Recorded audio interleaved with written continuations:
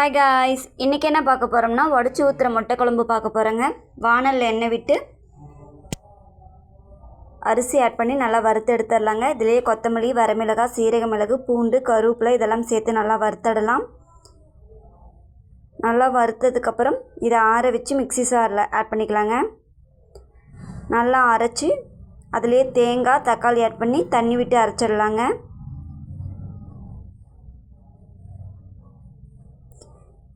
இப்போ வானலில் எண்ணெய் விட்டு கடுகு ஆட் பண்ணிக்கலாங்க.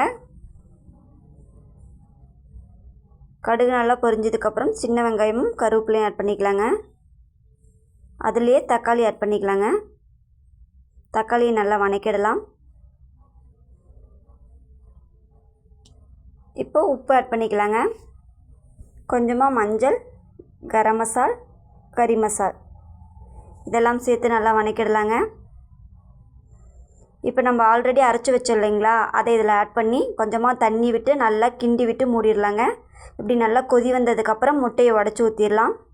முட்டை உடச்சி ஊற்றி கொஞ்சம் நேரம் கிண்டாமல் அப்படியே வைங்க. அப்படியே விட்டுட்டு கொஞ்சம் நேரம் கழித்து நல்லா கிண்டி விடுங்க. பார்த்திங்கன்னா சூப்பரான முட்டை குழம்பு ரெடி. நீங்களும் ட்ரை பண்ணி பாருங்கள்.